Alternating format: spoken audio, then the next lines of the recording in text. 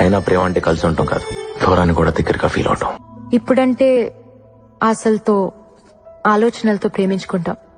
ఓ వయసు వచ్చాక ఇవన్నీ ఉండవు. అప్పుడు జ్ఞాపకాలతో ప్రేమించుకోవాలి.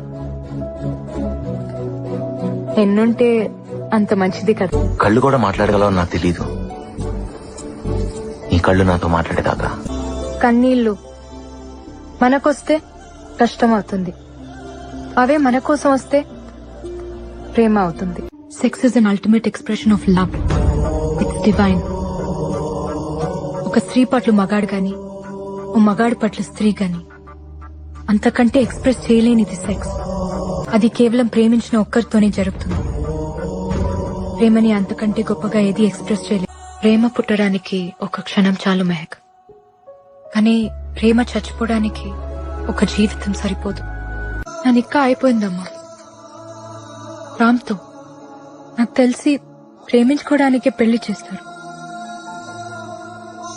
ఆల్రెడీ ప్రేమించుకున్నప్పుడు పెళ్ళైనా కాకపోయినా ఒకటే. బ్రతుకుని లెక్క చేయకపోయినా పర్లేదమ్మా, చావుని గౌరవించాలి. ఒకటి లైఫ్ ఇంకోటికి లైట్ గానే ఉంటుంది, కానీ ఎవరి లైఫ్ వాడికి చాలా వెయిట్ ఉంటుంది. నాన్నని మర్చిపోయి రామ్తో ఉండలేను, రామ్ని మర్చిపోయి ఇంకెవరితోనూ ఉండలేను.